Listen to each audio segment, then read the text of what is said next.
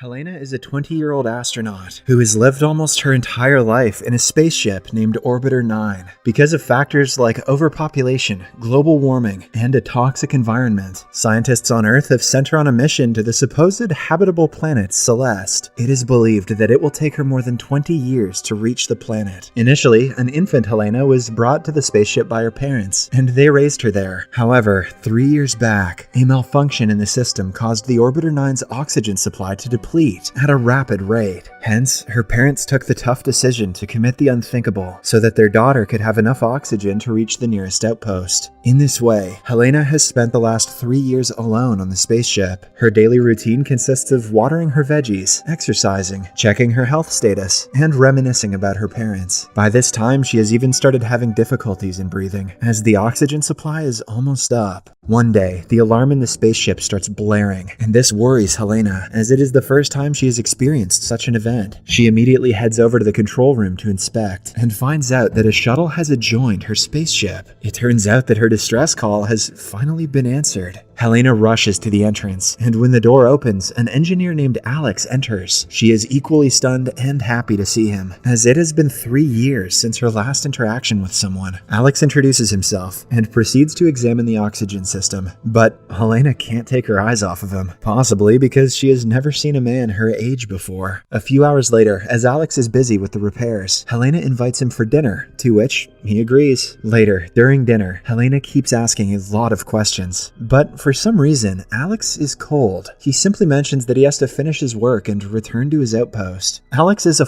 boy in space. The next day, Alex successfully repairs the oxygen system and prepares to leave. That night, while he is sleeping, Helena silently enters his room and gets on top of him. As she is busy staring, Alex wakes up and asks her to get down. But Helena, who has been alone her entire life, mentions that it might be another 20 years before she sees someone again. She then slowly kisses him, and soon, the two have coitus. The following morning, Alex packs all his belongings and departs, without even bidding Helena a proper goodbye. After leaving the spaceship, he enters a strange hallway and then makes his way upstairs. Surprisingly, he comes out of what appears to be a bunker, which is placed in the middle of the woods. Here, we get to know that the Orbiter 9 is not a spaceship after all, and the entire thing is being staged on Earth. In the next scene, Alex gets in his truck and drives through the woods, which appear to be a top-secret facility. We can clearly see that there are more bunkers like Helena's, and the entire operation is known as Project Orbiter. It's like a centrifugal Truman show. Shortly after, Alex reaches the entrance, which is heavily guarded by military personnel. That evening, he heads to the base of operations and meets the project manager, Hugo. Hugo takes out his tablet and shows some statistics to Alex, which reveals that there are in fact 10 orbiters. He claims that the progress is good, and if everything proceeds at the same pace, the real launch to Celeste may happen in the next 20 years. Despite the good news, Alex is upset, as he worries about the 10 test subjects that have been isolated in the orbiters. I wonder how many of them he's coitused. However, Hugo tells him that sacrificing 10 people for the good of humanity is the right thing to do. At night, as Alex is heading home, a news report states that it has been 5 years since the Celeste spaceship disaster. On that fateful night, the spaceship, which was carrying 207 crew members, experienced a sudden mechanical failure just after exiting the Earth's surface. This resulted in a fatal crash that killed everyone on board. The head engineer of the spaceship is revealed to be none other than Alex himself. Ever since the incident, he has been shrouded with guilt and sorrow, as not only did several people die, but humanity also suffered a major setback in their quest to Celeste. The next morning, Alex meets his therapist, Sylvia, who uses a highly futuristic screen to conduct her sessions. With the help of this screen, people on both sides can't see each other, and even their original voice is distorted. All they can see is a computerized wolf, which resembles their facial movements. Unable to hide his depression anymore, Alex reveals about the specifics of his job to Sylvia, and explains how he feels bad for the 10 test subjects. As days pass by, Alex starts getting more and more paranoid. He regularly watches videos and live feeds of Helena, implying that he is unable to shake her from his mind. Then, one day, he finally decides to risk it all. He gets in his car and heads to the facility. Meanwhile, inside the Orbiter 9, as Helena is undergoing her regular health checkup, the alarm starts blaring once again. This surprises Helena, as her spaceship is far away from any outpost. Soon, the entrance door opens, and a casually dressed Alex emerges from it. He immediately informs informs her that they are not in a spaceship and that they have to escape. But Helena, who is frozen in fear, doesn't speak a word. To prove his point, Alex takes out a hidden camera and also a microchip planted inside Helena to track her vital organs. He also tells her that he is doing this for her safety. Helena is still in disbelief, but since she has a crush on Alex, she agrees to go with him. The science may not check out, but my hormones do. Before leaving, Alex hacks the camera feed and uploads an older recording of Helena so that no one suspects their escape. Following this, the two exit the Orbiter 9. When Helena steps out of the bunker, she is momentarily dazed and has difficulty walking as she is experiencing sunlight and natural air for the first time. Alex then hides her inside his truck and somehow clears her through the entrance checkup. Later, he stops by a hill and reveals everything about the Orbiter program and how it came into existence. The program was designed to accustom a human to space so that the upcoming launch to Celeste can go smoothly. He also informs Helena that her parents are still alive, but when the latter expresses her desire to meet them, he refuses. Turns out that her parents are also part of the project. Shortly after, the two reach Alex's home, and Helena is surprised to see normal household equipment. She also experiences rain for the first time and becomes delighted. The following day, Alex visits Sylvia and informs her of what he's done. Worried about her client's safety, Sylvia shows her real self to Alex and promises to help him if things go awry. That night, Alex takes Helena out and shows her around the city. He buys a variety of meals for her, something which she has never experienced in her isolation. When Helena talks about the sea, he simply takes her to an aquarium and introduces her to different fish. The next morning, Alex leads Helena to his private office, where he has a bunch of computers set up. He explains that it is the place from which he keeps an eye on the orbiters and tracks their progress. Clearly stressed by the breach in privacy, Helena asks Alex how he could be involved in such an inhumane act, but the latter replies that it's for the betterment of humanity. With all the data and statistics gained from the Orbiter project, they will be able to flawlessly send a real spaceship to Celeste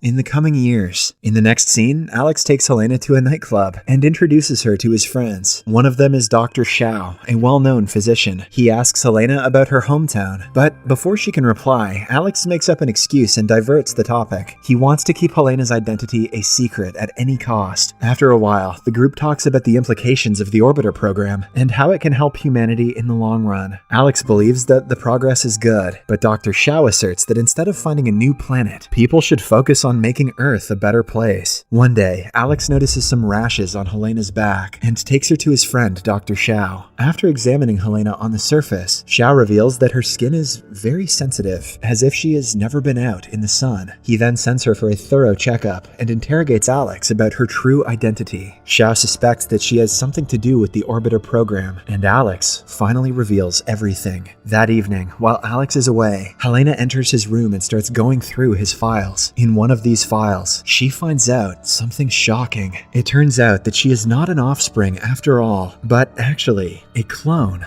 She then flips over some pages and finds the address of her surrogate parents. Devastated by the revelation and the fact that Alex lied to her, she gathers her belongings and heads outside to find her parents. Later, Alex arrives at home and realizes that Helena has discovered the truth about her genetics. He is visibly upset, but can do nothing to find her. Elsewhere, Helena finds her parents and confronts them for abandoning her. The mother, who seems to be caring, tells Helena that although she is a clone, she has the genetics of people from different centuries, making her extremely healthy. Just then, the father approaches Helena from behind and cuffs her to the railing. He then proceeds to contact Hugo, but surprisingly, the mother knocks him out and helps Helena escape. A few hours later, she meets up with Alex and berates him for hiding the truth from her. With no words to defend himself, Alex simply apologizes and hugs her. However, the trouble has just begun. Realizing that Hugo and his people have gotten wind of the escape, Alex and Helena pack their belongings and take off. The next day, Hugo meets up with the chief benefactor of the Orbiter project, Catherine, and briefs her about the situation. As expected, the boss is far from impressed, as one of her valuable assets has escaped. When Hugo asks her for a solution, Catherine orders him to find Helena and kill her. Elsewhere, Alex takes Helena to her longtime confidant, Sylvia, and asks for a place to stay. Being the kind woman that she is, Sylvia gladly accepts. But before she can escort them out, she hears a knock at her door. Outside, she finds Hugo and 2 armed soldiers on the lookout for Helena. It turns out that he rummaged through Alex's apartment and found Sylvia's business card there. The men then barge inside the place and start looking around. Soon, they reach one of the therapy booths, not realizing that the couple is on the other side. Hugo then orders Sylvia to start the screen, and as she does so, Alex and Helena freeze in their place. They do not even blink, because if they do so, the wolf simulation will also move and blow their cover. This goes on for a while, and when Sylvia refuses to hand over the couple, one of the soldiers shoots her dead. This terrorizes the couple on the other side, and they immediately run away. Then, an intense chase ensues on the rooftops, with the couple managing to stay one step ahead of the bad guys. However, they are eventually cornered when they come across a dead end. With no alternative left, Alex proposes to jump to another terrace. He goes first, but when it's Helena's turn, she freezes in fear and is eventually apprehended. Alex can do nothing but watch as Hugo and his men take her away. That night, a distraught Alex heads to the same nightclub and approaches his friend Xiao, who is also apparently beaten up by Hugo and his men. Xiao expresses his concern for Alex and also mentions that the test results of Helena are out. Unfortunately, she is unfit to stay in this environment and will have to go back inside the Orbiter 9 immediately. The revelation devastates Alex, but an idea strikes his mind. In the meantime, Hugo approaches Catherine and asks her if he can reinstate Helena back into the Orbiter program. However, she refuses, claiming that it will cost them a lot of money. She then orders him to finish Helena off immediately so that the news doesn't spread elsewhere. Following the orders, Hugo starts preparing the euthanization process. But before he can end it all, Alex arrives outside the building and proposes a deal to Hugo. Although the latter has already made up his mind to kill Helena, he still calls Alex inside for the sake of their friendship.